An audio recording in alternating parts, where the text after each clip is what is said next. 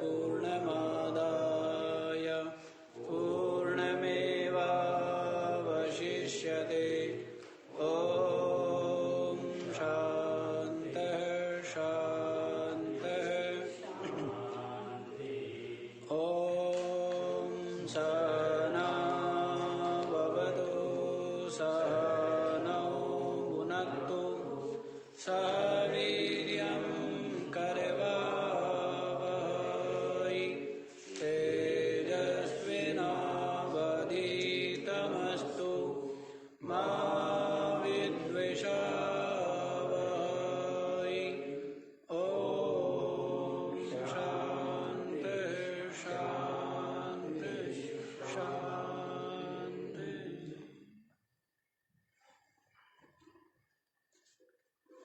हाँ जी, तो जीवन मुक्त जो महापुरुष है उसके लक्षण बतला रहे हैं।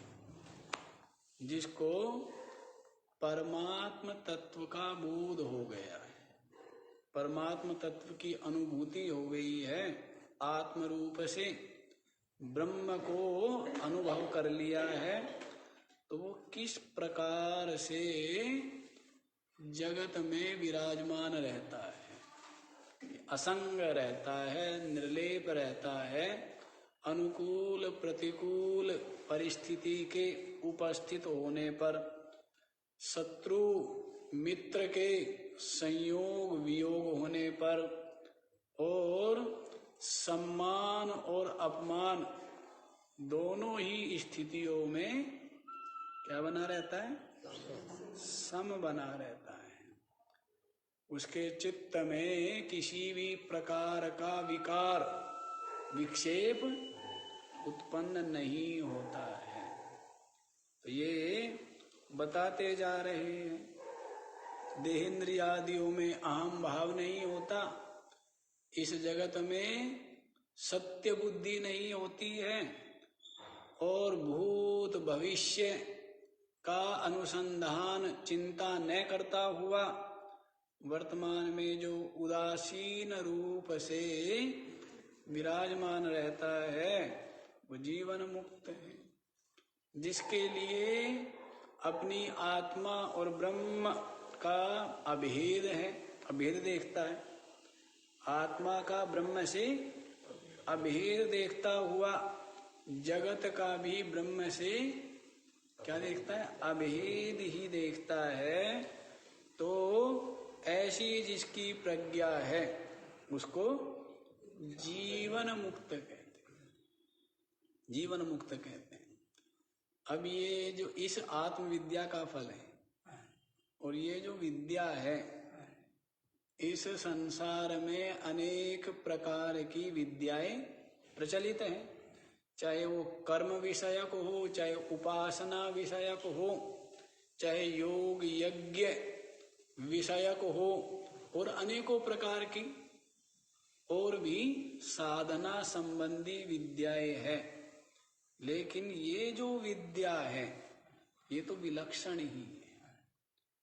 इस विद्या को प्राप्त करके क्या होता है? शरीर रहते रहते परमात्मा को अपनी आत्म रूप से अनुभव कर लेता है। तो इस विद्या की तो महिमा अलग ही है। इस विद्या के द्वारा ये जो दृश्यमान जगत जो सत्य प्रतीत होता था और निरंतर क्लेश का ही हेतु था, ये जगत मिथ्या हो जाता है। ये जगत क्या हो जाता है? मिथ्या हो जाता है। जिस संसार को, लोक परलोक को,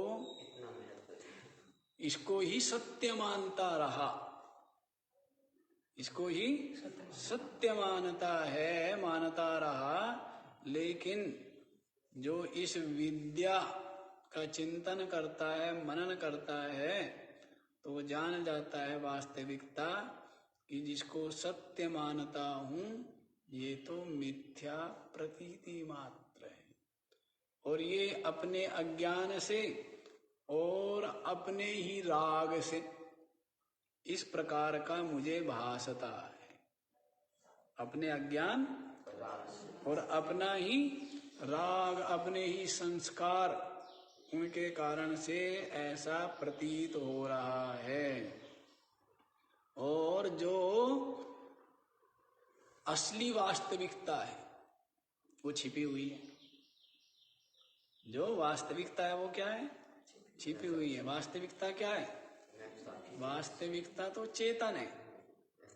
चेतन ही अनुभव में नहीं आता और बाकी सब अनुभव में आता है। इंद्रियों के द्वारा, मन के द्वारा किसको पकड़ा जा सकता है? हाँ? जो दृश्य है, जो जड़ है, जो सीमित है, उसको ही पकड़ा जा सकता है, जाना जा सकता है।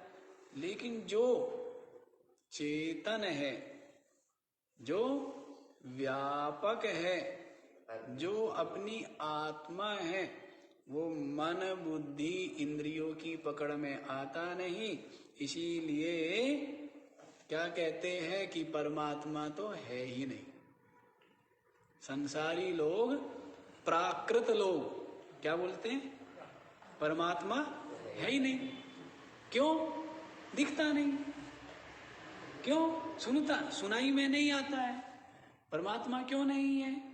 क्योंकि हम इंद्रियों के द्वारा उसको ग्रहण नहीं कर पाते। जो इंद्रिय ग्राह्य है वो है, और जो इंद्रिय ग्राह्य नहीं है वो नहीं है। ऐसा मानते हैं। जो मन बुद्धि के द्वारा जाना जाए वो है, जो मन बुद्धि के द्वारा न जाना जाए वो नहीं है। इस प्रकार की समझ होती है। लेकिन इंद्रियों के द्वारा तो बहुत चीजें जो नहीं जानी जाती है, लेकिन वो हाँ, ये जो आपके अंदर दुख सुख हुआ या पीड़ा हुई, तो ये इंद्रियों के द्वारा नहीं जानी जाती। भूख प्यास आदि वो अंतःकरण के द्वारा जाना जा रहा है ना। और अंतःकरण और अंतःकरण के जो धर्म है उनको जानने वाला, उनका प्रकाशक, उनका साक्षी स्वयं अंतःकरण तो हो नहीं सकता है, तो वो साक्षी ही है। तो ऐसा जो समझ है कि मन बुद्धि और इंद्रिय ग्राह्य जो है वह है, और मन बुद्धि इंद्रिय ग्राह्य जो नहीं है उसकी सत्ता नहीं है, ऐसा जो निश्चय है ये त्रुटिपूर्ण है, ये गलत है। जो मन बुद्धि इंद्रिय ग्राह्य न होते हुए भी वास्तव में है, सबसे वही है, और इन सब का प्रकाशक है, जानने वाला, सबका अधिष्ठान, चेतन। और सुषुप्ति में देखिए, सुषुप्ति में विषय इंद्रियों में विलय हो गए, इंद्रिया मन बुद्धि में विलय हो गई, और मन बुद्धि अज्ञान में विलय हो गई है। तो तब क्या? तब नहीं है। उस अज्ञान को भी जानने वाला, उसका साक्षी कोई है ना, तो कौन है? वो जो साक्षी ही है। उस सुख को और उस अज्ञान को, तो वहां पर भी सच्चिदानंद है ना। सत माने है, चिद ज्ञान हो रहा है, और आनंद जो सुख का अनुभव हो रहा है, तो सच्चिदानंद ही वहां है सुषुप्ति में। और वो सच्चिदानंद कौन है? वही आत्मा, वही ब्रह्म है। तो ऐसी ये विद्या है, जिस विद्या को पाकर के शरीर रहते ही मुक्त हो रहा है, मुक्त हो जाता है। तो संसार को लेकर के कह दिया है कि जैसे जिसने जान लिया है कि जल, मरुभूमि में जो जल है वो भास रहा है नहीं, तो और जो नहीं जानता है, उन दोनों में भेद है। जो जानता है कि प्रतीत हो रहा है लेकिन जल है नहीं, तो वो उस जल के द्वारा क्या स्नान पान करना चाहता है क्या? लेकिन जो नहीं जानता है वो देखता है कि स्नान करेंगे और जलपान करेंगे। वैसे ही जिसने ब्रह्म तत्व को जान लिया है तो उसकी संसार में वैसी बुद्धि नहीं होती जैसी अज्ञानी की होती है। सत्य बुद्धि, सुख बुद्धि उसकी नहीं होती। जानते हैं प्रतीति मात्र है, मिथ्या है, ऐसा स्पष्ट अनुभूति होने से किसी भी प्रकार के द्वंद्व लाभ हानि में चित्त में किसी प्रकार का विक्षेप नहीं होता है। ये बतलाया है। कहते जी प्राचीन वासना के कारण से हो सकता है, प्राचीन वासना के वेग से यदि संसार में उसकी वैसी प्रवृत्ति हो सकती है तो कहते नहीं। सलेकत्व विज्ञानान मंदी भवति वासना। ब्रह्म के एकत्व ज्ञान होने से क्या होती है? वो जो पूर्व संस्कार, पूर्व वासना है वो क्या हो जाती है? जैसे जो जल भास रहा था तो बड़ी तीव्र वासना थी, क्या? जल पिएंगे, है ना, स्नान करेंगे, तैरेंगे, हैं?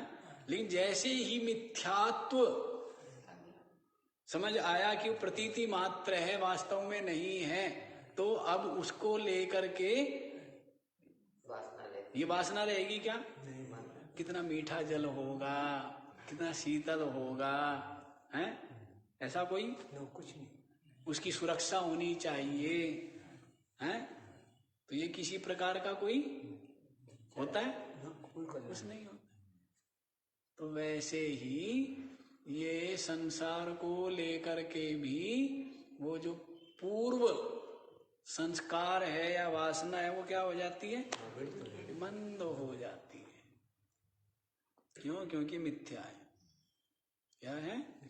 मिथ्या है, सत्य नहीं। वासनाओं को प्रेरित करने वाला भी तो साक्षी है ना? हाँ जी, वासनाएं तो प्रेरित क्या, साक्षी तो केवल सबको सत्ता मात्र देने वाला है। साक्षी तो सत्ता मात्र। तो वो प्रारब्ध को भी जो है चलाने वाला, प्रतीत करवाने वाला, वो भी तो चेतन ही होना चाहिए ना? और चेतन तो क्या है? केवल सत्ता मात्र है, चिन्ह मात्र है, आनंद मात्र है। ये प्रवृत्ति, निवृत्ति आदि ये सब किसमें? उपाधि में।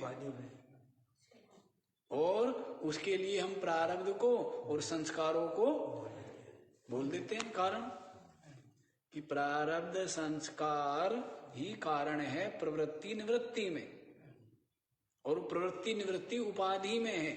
न चेतन में प्रवृत्ति है, न निवृत्ति है, न प्रेरकत्व है। चेतन तो क्या है? केवल अक्रिय है ना, अकर्ता और अभोक्ता। कर्ता भोक्ता कौन है? उपाधि है ना। उपाधि में ही कर्तृत्व है, उपाधि में ही भोक्तृत्व है, हैं? आत्मा में कर्तृत्व भोक्तृत्व नहीं है। अब उपाधि के साथ में जुड़ जाता है, इसलिए अपने में कर्तृत्व भोक्तृत्व आ जाता है, तादात्म्य कर लेता है, मानता है, उनके साथ आत्मबुद्धि कर लेता है। अन्यथा आत्मा तीनों कालों में अकर्ता अभोक्ता है। तीनों कालों में क्या है? अकर्ता अभोक्ता। ये सब क्रिया, कर्म, प्रवृत्ति, निवृत्ति सब उपाधि, चेतन में नहीं है। चेतन साक्षी मात्र है, चिन्ह मात्र है। चेतन है ना, तो जो स्वयं को जानता है और अन्य को भी जानता है, वो साक्षी है, वो चेतन है। बस यही है, ज्ञान रूप है, ज्ञान स्वरूप। अच्छा जी, अब आप लोग 445वां श्लोक देखिए। इसी बात को समझाने के लिए जो 42, 43, 44 श्लोक में कही गई है बात, उसी को समझाने के लिए 45वां श्लोक है, 445। अत्यंत कामुकस्यापि वृत्तिः कुण्ठति मातरी तथैव ब्रह्मणि ज्ञाते पूर्णानंदे मनीषिणः। अत्यंत कामुकस्य अपि वृत्तिः कुण्ठति मातरी तथा एव ब्रह्मणि ज्ञाते पूर्णानंदे मनीषिणः। क्या कहते हैं? अत्यंत कामुकस्यापि, जैसे कोई व्यक्ति क्या हो, अत्यंत कामुक हो, क्या हो, अत्यंत कामना का वेग हो, लेकिन उसके सम्मुख भी माता के उपस्थित होने पर उसकी जो कामना विषयक जो वृत्ति है वो क्या हो जाती है? कुंठित हो जाती है। क्यों? क्यों कुंठित हो जाती है? मातृत्व बुद्धि के कारण से कुंठित क्यों होती है? माता बुद्धि होने के कारण से वृत्ति कुंठित हो जाती है। तो उसी बात को जो पीछे बताया है समझाने के लिए कि जैसे अज्ञानी की संसार में प्रवृत्ति होती है, ज्ञानी की उस प्रकार प्रवृत्ति, उसकी वृत्ति, वृत्ति की प्रवृत्ति है ना। प्रवृत्ति किसकी है? वृत्ति से। प्रवृत्ति निवृत्ति वृत्ति में है, मन में ही तो है। तो जैसे अज्ञान काल में प्रवृत्ति होती है, क्या प्रवृत्ति होती है? वही सत्य बुद्धि, सुख बुद्धि, महत्व बुद्धि, ये होती है ना। तो निरंतर प्रवृत्ति होती है, अनुकूल को पाने की और प्रतिकूल ये रहती है ना वृत्ति। लेकिन जब ज्ञान हो गया तब क्या होता है कि ये जो दृश्य है ये मिथ्या है, स्वप्न के समान प्रतीति मात्र है या मुझ आत्मरूप ही है। क्या होता है? प्रतीति मात्र है, मुझ आत्मरूप ही है। ऐसा होने से वैसी प्रवृत्ति नहीं होती, मिथ्या बुद्धि हो गई, और इसमें सार बुद्धि, सुख बुद्धि भी नहीं रहती। सुख बुद्धि नहीं रहती ना। क्यों नहीं रहती है? मिथ्या है। दूसरा, पहले ही जान चुका है सब, पहले ही क्या जान चुका है? नासवान, असार, दुख रूप, बंधन रूप, ये सब अनुभव में आ चुके हैं। इस कारण से ज्ञानी की संसार में वैसी प्रवृत्ति नहीं होती है जैसे अज्ञानी की होती है। इसी को समझाने के लिए ये बतलाया है कि जैसे कोई अत्यंत कामुक होवे तो उसकी वृत्ति भी माता के सम्मुख उपस्थित होने पर क्या हो जाती है? कुंठित हो जाती है। वो क्या हो जाती है? रुक जाती है।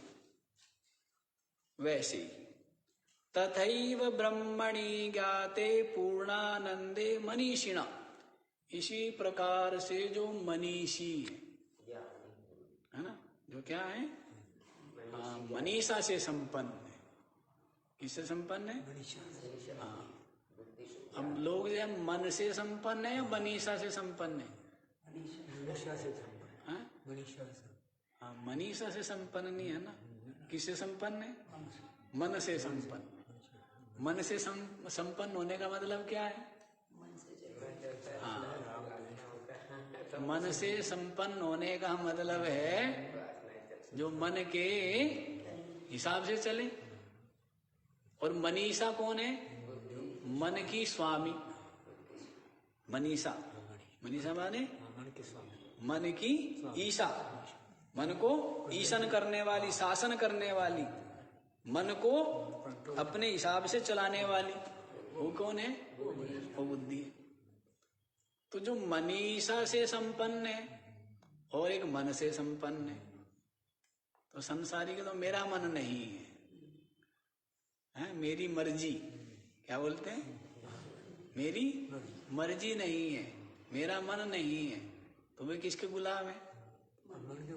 मन के गुलाम है ना। लेकिन यहाँ पर उसको मनीषी उसको कहते हैं जो मन के ऊपर भी जिसने नियंत्रण करने वाली जो वृत्ति है, विवेक संपन्न निश्चयात्मिका, उसी का नाम मनीषा है, उसी को बुद्धि कहते हैं। और ऐसी बुद्धि से संपन्न जो होते हैं उनको मनीषी कहते हैं। ऐसी बुद्धि से संपन्न जो उनको क्या कहेंगे? मनीषी। तो मनीषिणा, जो मनीषी लोग हैं, जो विवेकी लोग हैं, ब्रह्मणि पूर्णानंदे ज्ञाते, इसको पूर्णानंद क्या है? अब ये जो संसार के विषय हैं, एक तरफ तो है ये, और दूसरी तरफ क्या है?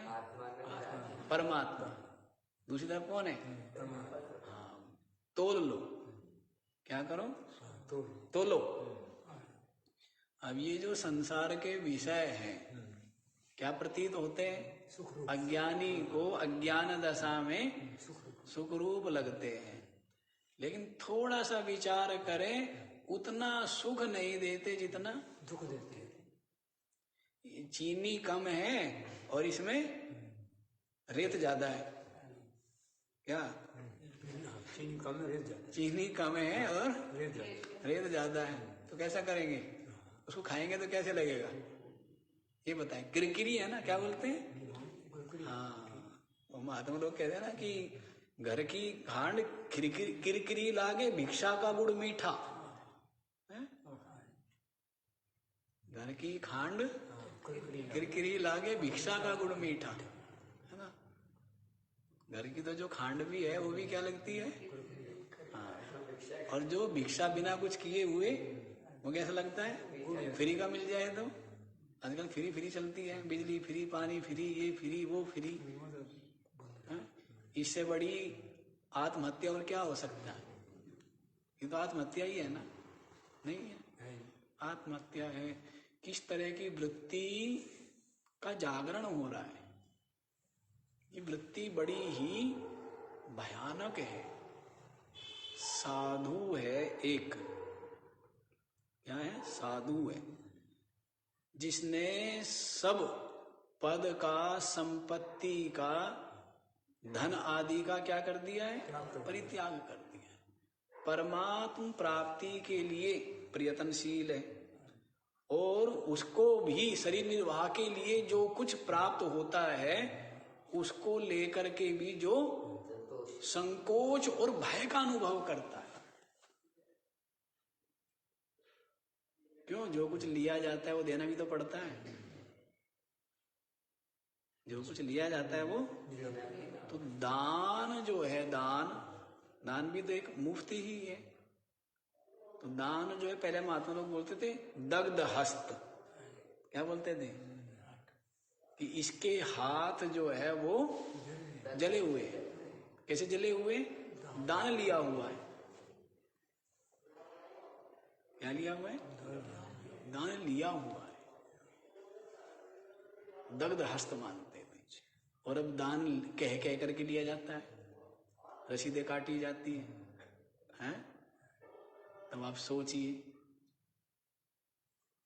ऐसी वृत्ति ठीक नहीं है।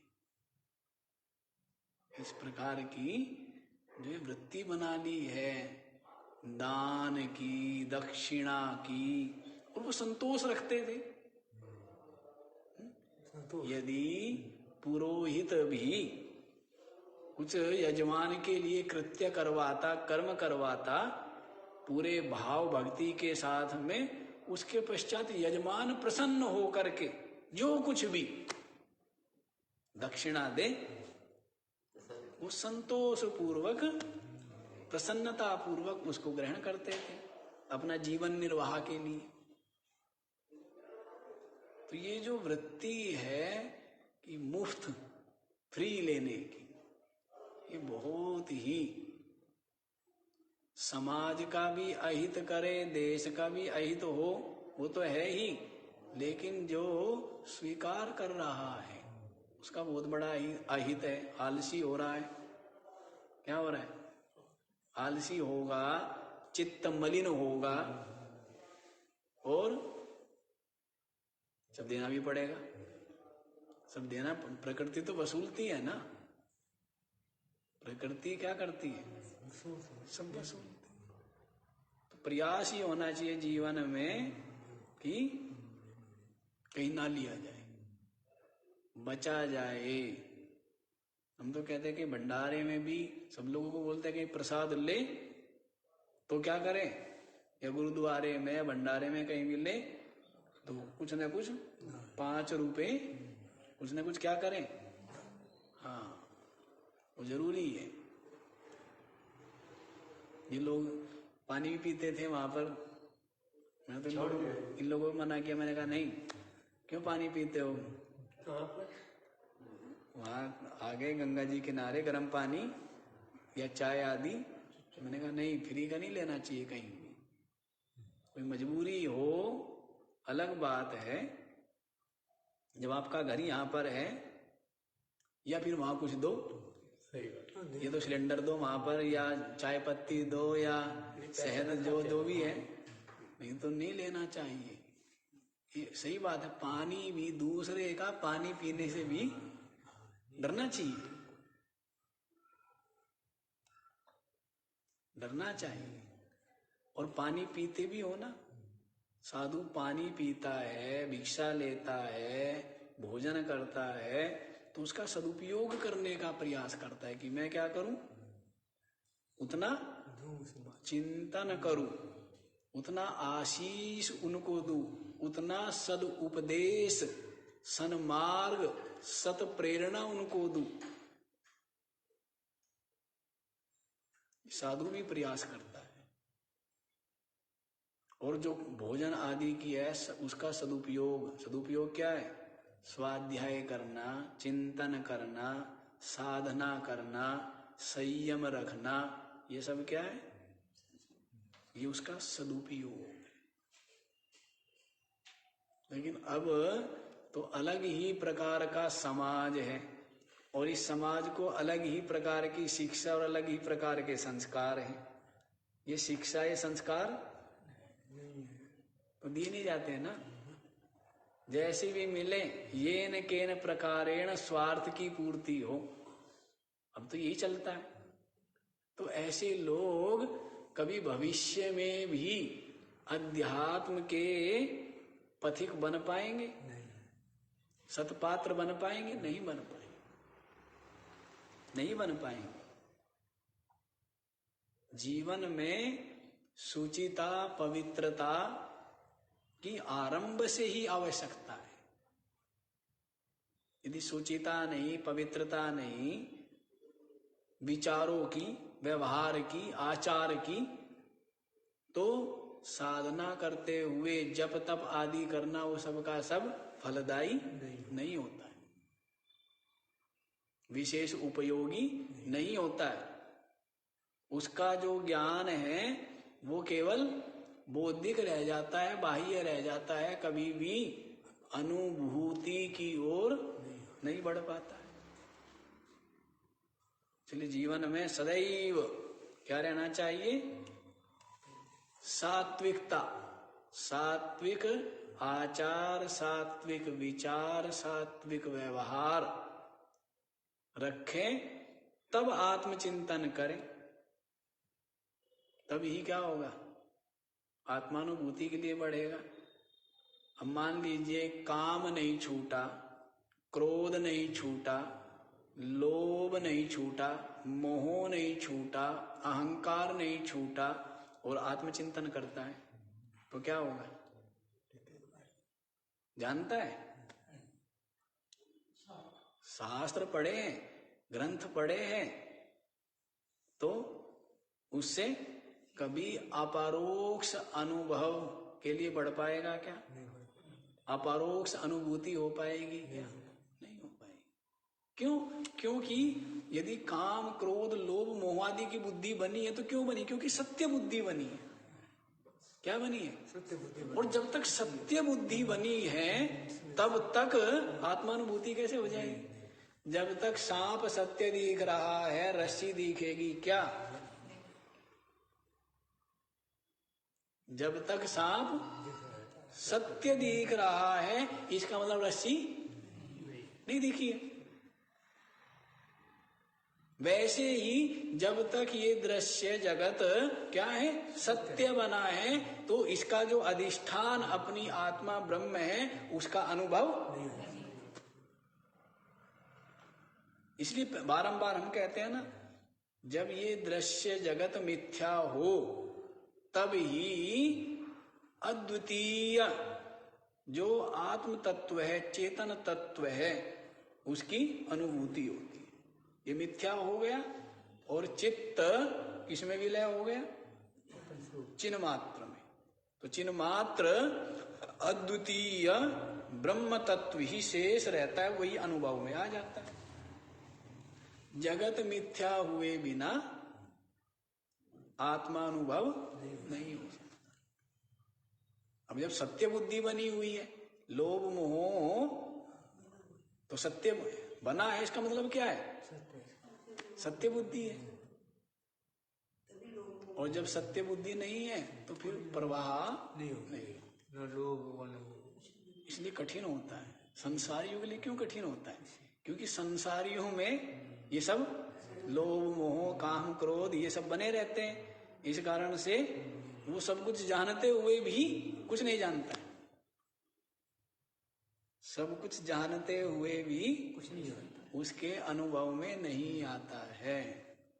जब तक असत्य का अभिनिवेश बना हुआ है, ये सारा जो भी पुत्र पुत्री स्त्री धन परिवार आदि है, संपत्ति है, सबके सब क्या है? मिथ्या है।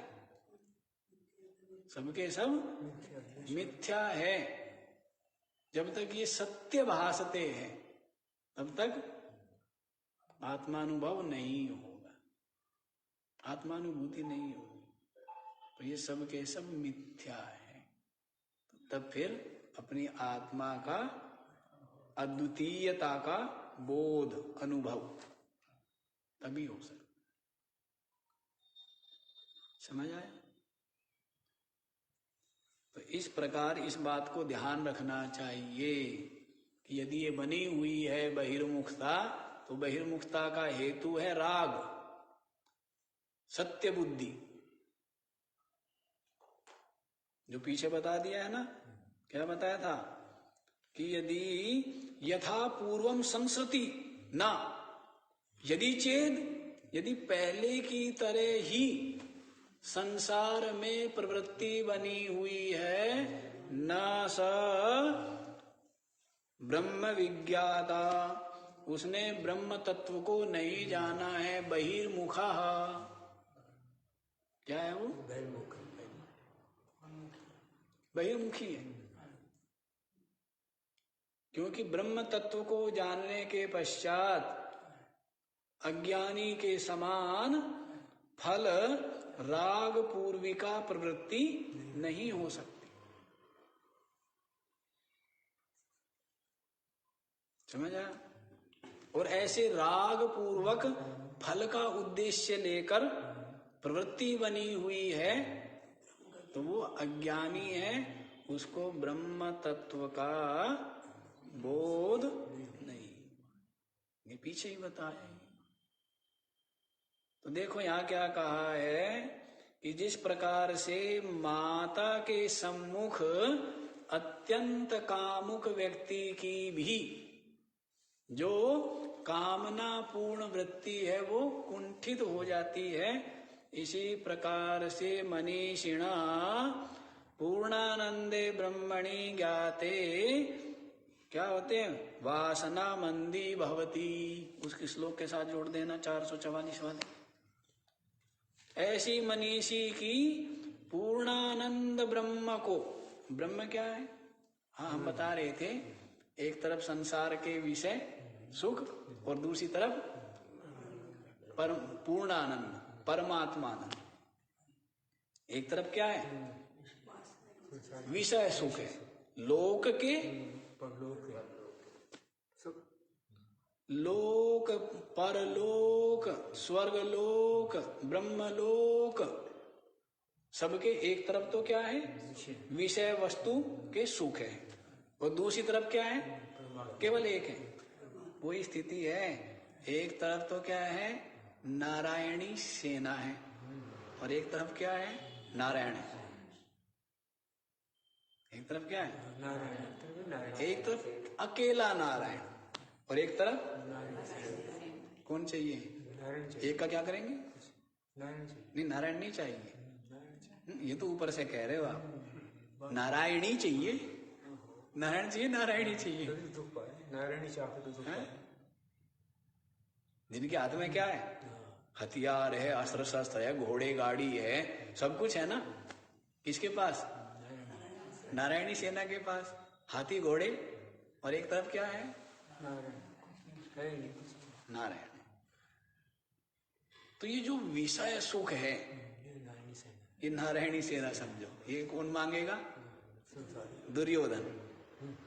किसको चाहिए, तब आप देख लो, आप अर्जुन हो या दुर्योधन हो। अर्जुन किसको कहते हैं, जो सरल बुद्धि है, जो क्या है, अर्जुन माने जो सरल है, जो साधक है, वो अर्जुन है। और दुर्योधन हाँ, संसार, संसार के पदार्थ विषय, यही जिसको चाहिए वो दुर्योधन है। तो आप देख लो कि आपके अंदर दुर्योधन बैठा है या अर्जुन बैठा है। तो ये जितने भी विषय सुख है, लोक परलोक स्वर्गलोक ब्रह्मलोक, सबके सब विषय सुख क्या है, सीमित है, सबके सब नाशवान है, सबके सब परिवर्तनशील है, सबके सब इतने पुरुषार्थ करके और सीमित मिलते हैं, सीमित काल के लिए सीमित मिलते हैं, और सीमित काल के लिए, यही तो बताया ना। स्वयं श्री कृष्ण क्या कह रहे हैं, अंतवत्तु फलम तेषाम तद्भवत्य अल्पमेधसाम। क्या बताया है, अल्पमेधसाम, अल्प बुद्धि वाले हैं वो लोग, इतने कर्म, इतने यज्ञ, इतने अनुष्ठान, इतनी उपासनाएं, और उनके द्वारा फल अंतवत, क्या है, अंत वाला ही फल प्राप्त होता है। अल्पमेधसाम देवान देवी यजो यान्ति मद भक्ता यान्ति। जो देवताओं का यजन करता है, पूजन करता है, उसको क्या होगा, देवता की प्राप्ति होगी। और जो मुझ परमात्मा का, अंतर्यामी का, सच्चिदानंद ब्रह्म का भजन करेगा, उसको मुझ सच्चिदानंद नित्य मुक्त ब्रह्म की ही प्राप्ति। तो जिसका भजन करते वही मिलता है। अब आप लोग आश्रम का भजन करते हो तो कहाँ पहुंच जाते हो, सत्संग का भजन करते हो, आश्रम का भजन करते हो तो आश्रम पहुंचते हो, हैं? जिसका भजन करते हो वहीं पहुंचते हो ना, नहीं? वहीं आपका मन जाता है, वहीं आपका मन जाता है। सभी का कितना स्वतंत्र है ये जीव। जो भोग रहा है वो भी स्वयं का किया हुआ है, जो वर्तमान में या आगे परिस्थिति बनानी है वो भी स्वयं को ही बनानी है, अगले जन्म में किस प्रकार के संस्कार वृत्ति परिस्थिति बनानी है वो भी स्वयं को ही बनानी है। किसको? स्वयं को। अब ईश्वर को दोष दे देता है, ईश्वर के हाथ में सौंप देता है, लेकिन ऐसा नहीं है। अभी अपना स्वभाव मलिन या निर्मल किसने बनाया है? स्वयं ने बनाया, स्वयं ही बना रहा है ना। दुर्जनों का संग करके क्या करता है? अपना स्वभाव खराब मलिन करता है। फिर सज्जनों का संग करके जब वहां दुख भोगता है, दुख पाता है, तो फिर सज्जनों का संग करके सत्संगति करके अपने स्वभाव को, अपने कर्मों को निर्मल बनाता है। स्वयं ही ना, स्वयं ही बना रहा है। तो आप देख लीजिए, चाहे वो शरीर को पाना हो, चाहे संसार को पाना हो, चाहे विषय वस्तुओं को पाना हो, ये सब का सब अपने ही कर्म, अपने ही संस्कार, अपनी ही वासना से प्राप्त होते हैं। वैसे परमात्मा को पाना हो तो परमात्मा भी अपना ही कर्म, अपने ही संस्कार, अपना ही पुरुषार्थ और अपनी ही वासना से परमात्मा मिलेगा। परमात्मा भी कैसे मिलेगा? अपने विचारों से, अपने उससे विचारों से, पुरुषार्थ से, अपनी चाह से ही क्या मिला? संसार मिला। और अपनी चाह से ही कौन मिलेगा? परमात्मा मिला। चाह से ही मिलेगा ना, जहां चाह हमारा, उसी के अनुसार प्रयत्न होता है। जो चाह होती है उस चाह की पूर्ति के लिए ही, अब विषय वस्तुओं की चाह होती है, धन की चाह होती है तो धन के लिए, और परमात्मा की चाह होती है तो परमात्मा प्राप्ति के लिए प्रयत्न करेगा। तो देख लो जी, ये सारे के सारे जितने भी विषय सुख है, ये बात इसलिए कह रहे हैं कि बुद्धि में बैठ जाए, बिल्कुल बिना किसी दबाव के, बिना किसी प्रयत्न के सहजता पूर्वक बुद्धि में बैठ जाए कि संपूर्ण लोक परलोक के विषय वस्तुओं के जो सुख है सबके सब बंधन रूप, दुख रूप, सीमित, परिवर्तनशील, नाशवान है। मतलब दुख देने वाले। मतलब क्या है? दुख देने वाले। मतलब दुख देने वाले, केवल दुख देने वाले, केवल बंधन देने वाले। और परमात्मा का आनंद, परमात्मा का आनंद कैसा है? जो किसी विषय वस्तु परिस्थिति के अधीन नहीं है, निर्विशेष। अब ये आपके जो विषय है ना, ये इनका भरोसा नहीं है। अब गुलाब जामुन है, स्वादिष्ट लगती है, लेकिन यदि कोई खबर खराब हो तो है? यदि कोई घर में दुर्घटना हो जाए, कोई हानि हो जाए, घाटा हो जाए तो गुलाब जामुन मीठे लगते हैं क्या? जो इतने योजना बना रहे थे कि कल जो है भाई गुलाब जामुन खाएंगे, वहां से मंगाए है, स्पेशल लेकर के आ रहा है, वो भी आ गए और साथ ही साथ में ये समाचार भी आ गया, तो कैसे लगते हैं?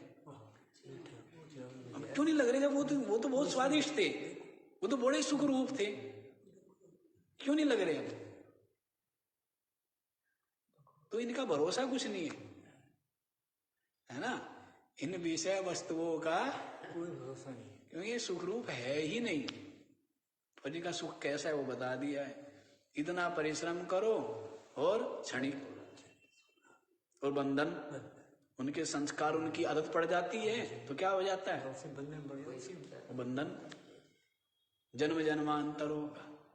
तो ये बात बुद्धि में सुस्थिर हो जाए, सहजता पूर्वक, बिना किसी दबाव के, कि संपूर्ण विषय वस्तु पदार्थों का जो सुख है बंधन दुख रूप ही है।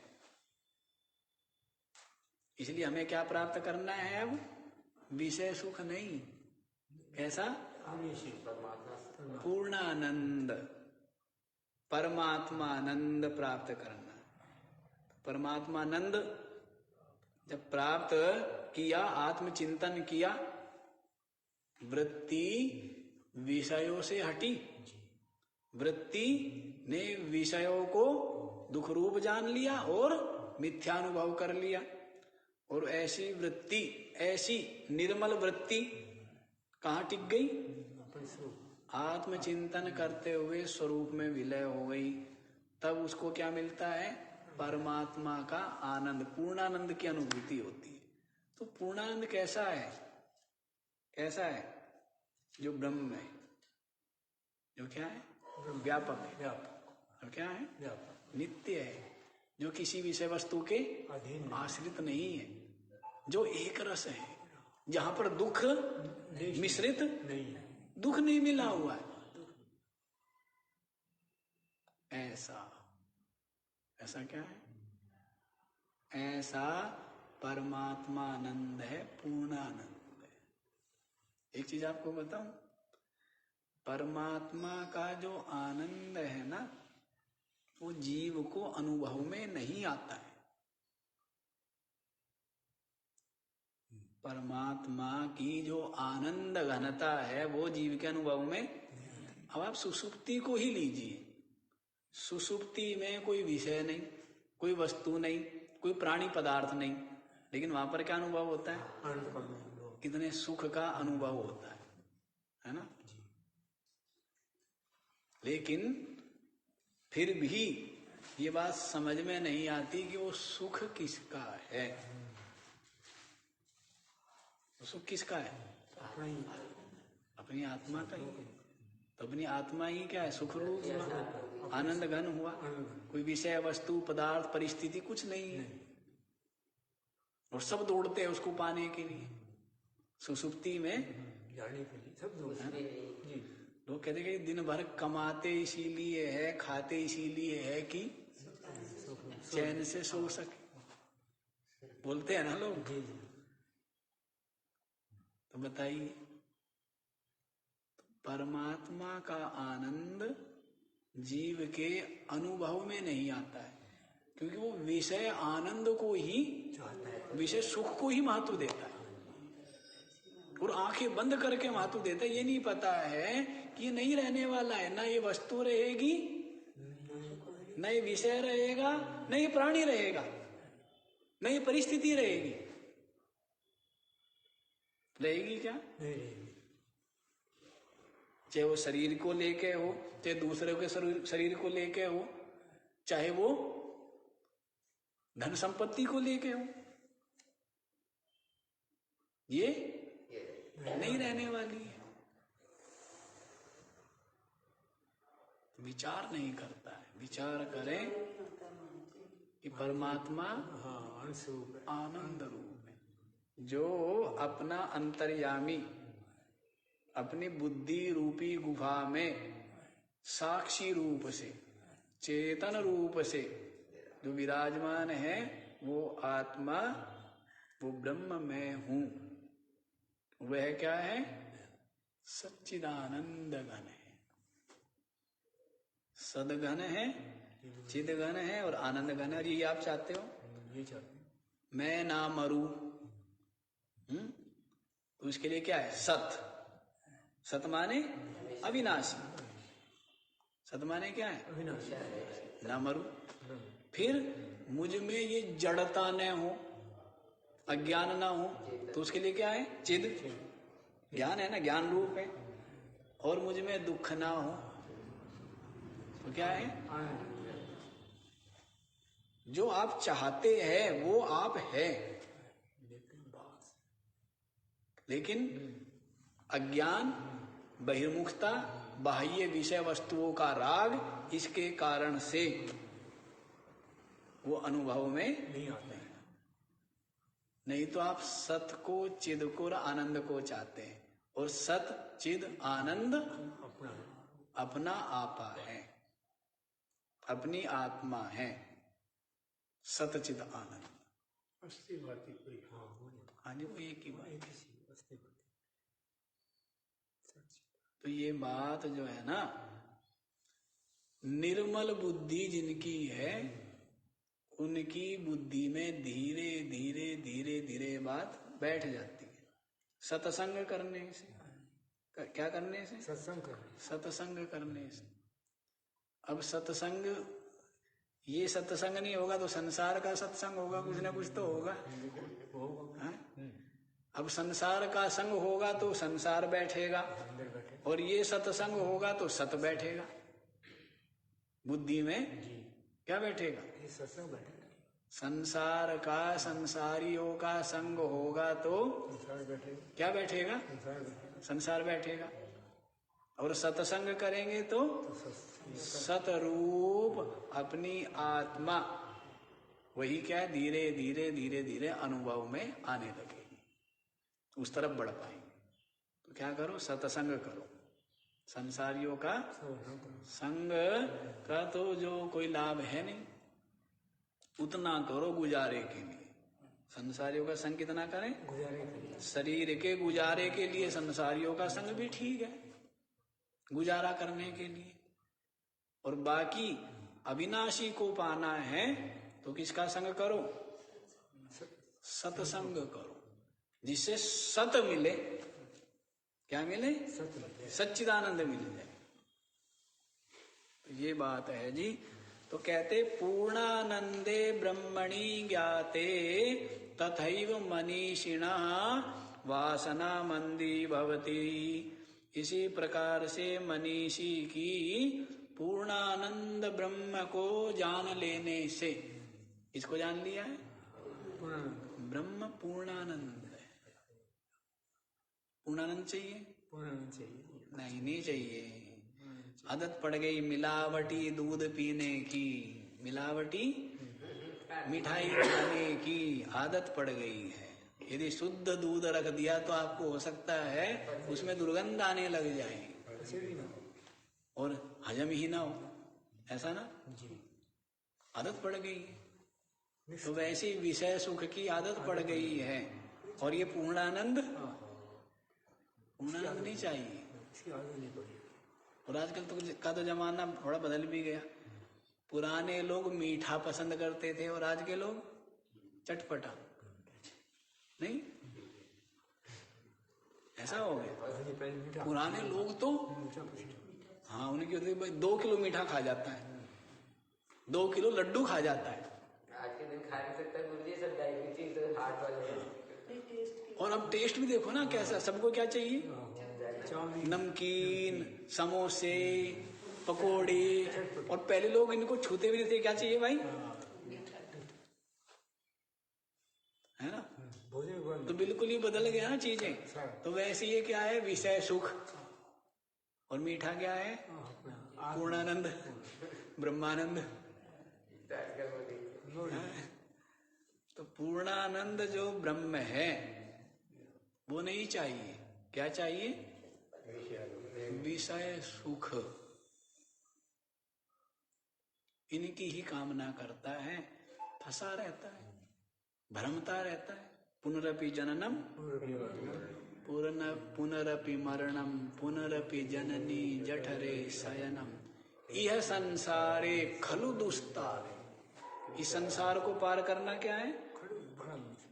बड़ा दुस्तर है, बड़ा कठिन है। क्यों? वो जो संस्कार वासना बनाई हुई है उन सबको क्या करना पड़ेगा? मिटाना पड़ेगा। ये संस्कार, ये वासना चित्त में जो दृढ़ है, क्या दृढ़ है? ये सब विषय सुख। ऐसे संस्कार दृढ़ किए हुए हैं ना, इसी कारण से संसार सागर को पार नहीं कर पाता। अन्यथा बड़ा सहज है, अन्यथा क्या है? सूख जाता है। संसार समुद्र तो क्या है? विवेक ज्ञान की अग्नि के द्वारा तत्काल ही सूख जाता है। और मुक्त जानता है कि समुद्र कहाँ, जिस समुद्र में मैं डूबा जा रहा था, कष्ट पा रहा था, वो समुद्र है कहाँ? है जैसे जग गया। कोई व्यक्ति जैसे डूब रहा है स्वप्न में और नींद खुली तो वैसे ये सपना, और इसमें डूब रहे हैं सब जीव इस संसार सागर में। तो कहते यह संसारे खलु दुस्तारे कृपया पारे पाहि मुरारे भज गोविंदम। यह संसारे खलु दुस्तारे, ये संसार को पार करना क्या है? दुस्तार है, दुस्तर है। कृपया पारे पाही मुरारे, कृपया अपारे, अपारे इस अपार संसार सागर जो दुस्तर है उससे माम पाही हे मुरारे मेरी रक्षा। ऐसा संसार सागर ये है।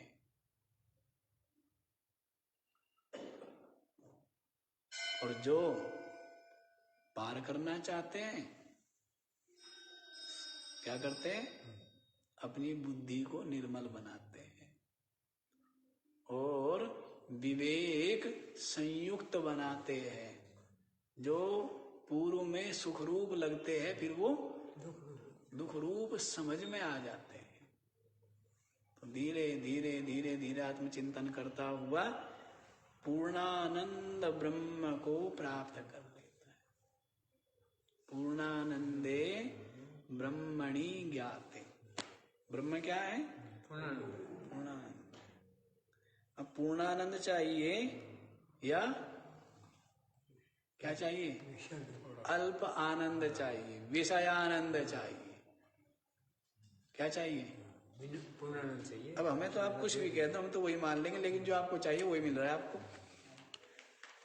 जो चाहिए वही तो मिल रहा है ना, उसी के लिए आप प्रयत्न करते हो। जो चाहिए उसी के लिए प्रयत्न कर रहे हैं आप, और वही आप पा रहे हो। अब विषयानंद चाहिए तो उसी के लिए प्रयत्न किया और वही मिला। अब परमात्मानंद चाहिए, पूर्णानंद चाहिए तो उसी के लिए प्रयत्न करेगा और मिलेगा भी क्या? पूर्णानंद ही मिलेगा। पूर्णानंद सच्चिदानंद तेरे हृदय में है, तू ही है। क्या है? तेरे हृदय में है और तू ही है, पूर्णानंद है।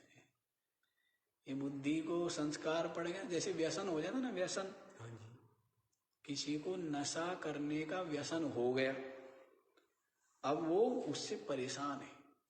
कई तरह के लोग होते हैं ना, कुछ लोग तो उससे परेशान नहीं होते, उनको नशा करने अच्छा लगता है, वो नशा छोड़ने की कभी सोचते नहीं। लेकिन कुछ लोग ऐसे भी मिलेंगे उनमें जो छोड़ना चाहते हैं, नहीं करना चाहते हैं, करते हैं तो पश्चाताप भी करते हैं, बड़े दुखी भी होते हैं और उस आदत से छुटकारा पाने के लिए प्रयत्नशील रहते हैं, लेकिन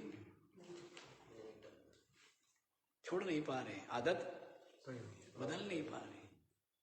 तो संसारी लोग तो वैसे हैं जो संसार के विषयों के जो नशा है उसको छोड़ना ही नहीं चाहते। और साधक लोग कैसे हैं? छोड़ना तो चाहते हैं, प्रयत्न करते हैं, लेकिन ऐसे संस्कार दृढ़ हुए हैं कि छूटते नहीं। तो फिर क्या करें? कोई नहीं, हिम्मत रखे, प्रयत्न करें तो क्या होगा? सफलता भी मिली जाएगी। क्या होगी? सफलता मिलेगी ही।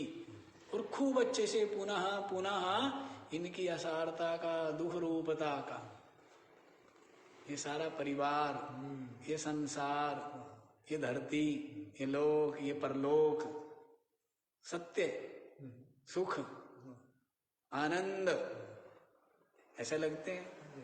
लेकिन जब इनका विचार करोगे, अरे सब के सब तो बाह्य रूप है, आज यहां हूं कल यहां से धक्का मार दिया जाएगा, कल कहां पहुंचूंगा? वैकुंठ लोक, लेकिन वहां पर भी मुझे रहने नहीं दिया जाएगा। वहां से भी वियोग होगा, वहां के भी सब मित्र मंडली से क्या होगा, सब बिछड़ेंगे, कितना कष्ट होगा, है ना। वो स्थिति है जैसे कन्या की स्थिति होती है ना। लड़की कहाँ रहती है, माता पिता के पास, अपनी मित्र मंडली है, सहेली है, भाई बंधु है, परिवार है, और वहां उसको सब कुछ छोड़ करके अनजाने, कहाँ जाना होता है, अनजाने लोगों के, जिनको जानते भी नहीं है, उनके बीच में जाना है और वहीं पर बस जाना है। बड़ा कठिन काम है, नहीं? तो वैसे ही तो होता रहता है। सब किसके साथ होता है, सब स्त्री के साथ में होता है, पुरुष के साथ में कुछ नहीं होता है।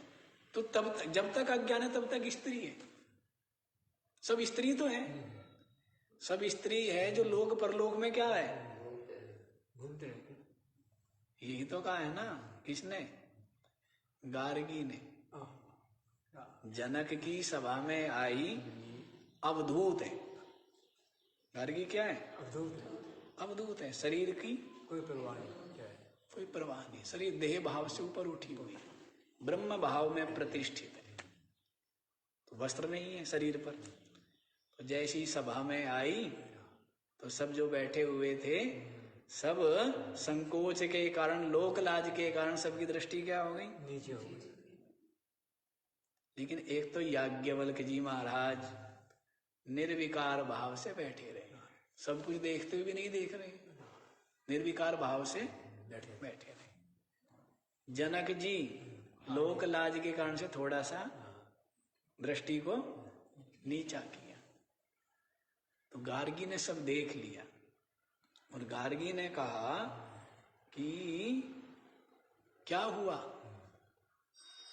तो कहने लगे आप स्त्री है, स्त्री शरीर है, वस्त्र नहीं पहना हुआ है, इस कारण से हमारी दृष्टि नीचे हो गई है। तो गार्गी कहने लगी यहाँ पर तो सभी स्त्री तो है, पुरुष तो केवल यहाँ पर ढाई है, सब स्त्रियां है यहाँ पर, पुरुष कितने हैं, ढाई। तो कहने लगे ढाई कौन, तो कहने लगी एक तो मैं हूं। गार्गी क्या कहती है, एक पुरुष तो मैं हूं, एक याज्ञवल्क्य है, और आधा ही जनक है, ये भी आधा ही है, और बाकी सब स्त्री है सारी। जिनको मैं पूर्ण हूं, मैं पुरुष हूं, मैं चेतन हूं, ये अनुभव नहीं है, वो सबके सब क्या स्त्री है। पुरुष तो एक ही है ना, पुरुष ये तो शरीर है, लेकिन सब स्त्री का शरीर हो चाहे पुरुष का शरीर हो, इन सब के अंदर पुरुष एक है। अंदर पुरुष क्यों कहते हैं, पूर्णत्वाद पुरुषा, पुरुष क्यों कहते हैं, पूर्ण है। पुरुष क्यों कहते हैं, पुरीषु शयनात् पुरुषा, हाँ, इस अष्टपुरी के शरीर में जो निवास करता है उसको क्या कहते हैं, या पुरी नाम की, पुरी तत् नाम की नाड़ी में जो शयन करता है, पुरीषु शेते इति पुरुषा, पुरी में जो सोता है, पुरी तत् नाम की नाड़ी में, इसलिए पुरुष है, पूर्ण है इसीलिए पुरुष है।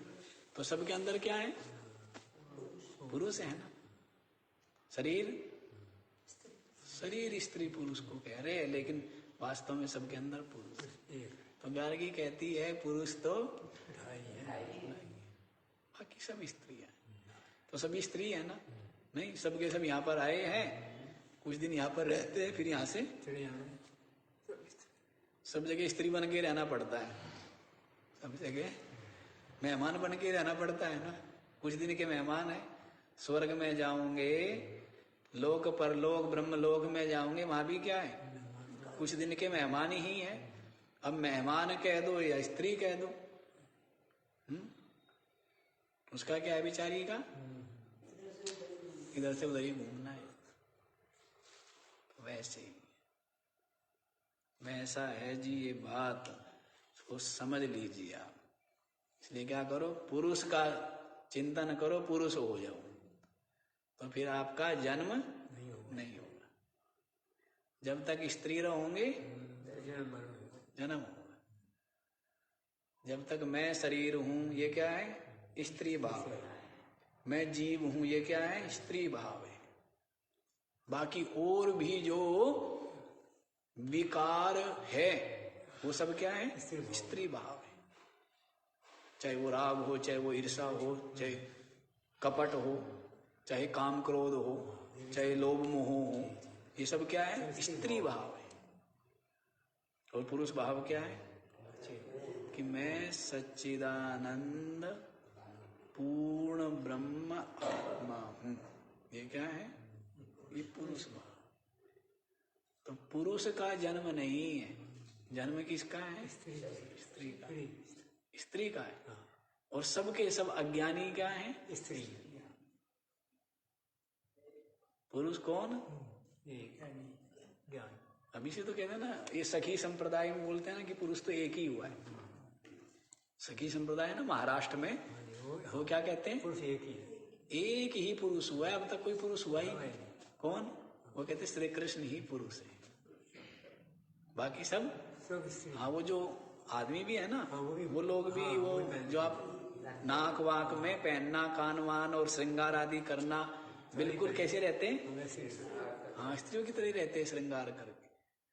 जब हम पढ़ते थे शुरू में उधर महाराष्ट्र से आगे कुछ लोग जिधर हम पढ़ने जाते थे, अब वो सब आदमी और वेश बना के रखे। हाँ, तो बड़ा विचित्र लगता था हमें। फिर पता लगा बाद में कि सखी संप्रदाय, ये सब के सब अपने आप को श्री कृष्ण की, राधा की क्या मानते हैं? सखिया मानते। उनकी सखिया है। भाव है। क्या है? भाव है। भाव है। और भाव से ही वैसा ही हो जाता है। भाव से क्या होता है? हाँ, जैसा भाव है ना, यो यत् श्रद्धा स एव स, जिसका जैसा भाव है।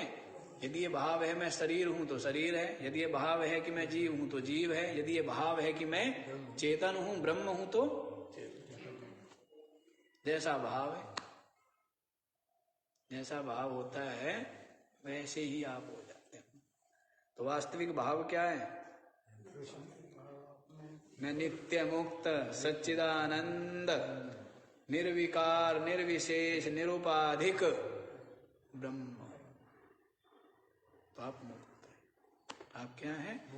तो मुक्त हो गए, पूर्णानंद की प्राप्ति हो गई। इसकी प्राप्ति हो गई पूर्णानंद की। किनको? मनीषियों। किनको? मनुष्य। जो बुद्धि संपन्न है उनको पूर्णानंद की प्राप्ति होती है, और जो मन के दास हैं उनको विषय सुख मिलता है। तो विषय सुख को पाना चाहते, और जो मनीषी है वो पूर्णानंद को पाना चाहते हैं, आत्मानंद को प्राप्त कर लेते हैं।